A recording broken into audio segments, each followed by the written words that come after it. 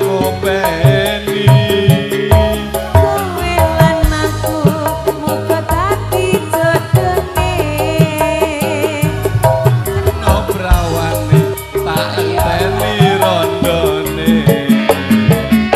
ora nyono sampeyan sabar ngenteni ning nyatane tresnaku tulus lan suci sing tak suwun sing gedhe pangapurane antum tresno kebojoan selawase argata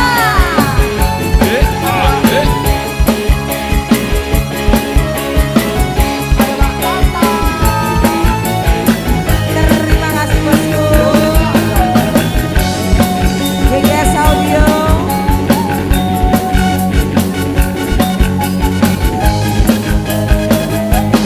Sare Mas yen mulo sliramu wis tak aturi golek bojo sing ganteng kaya aku iki pungkasane sliramu digawe rondo ora urung saiki dadi londo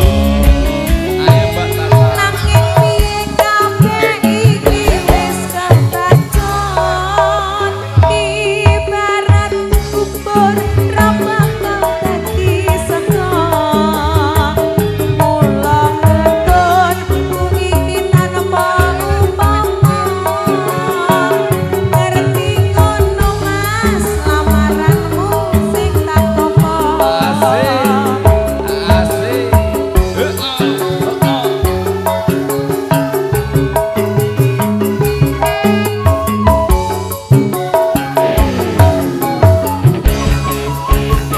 ayo kabeh iki ora perlu digetuni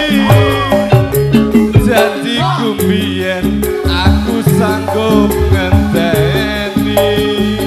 kowe lan aku moga dadi jedene ora kena prawane tak enteni rondone ora nyono sampeyan sabar ngenteni ning nyatane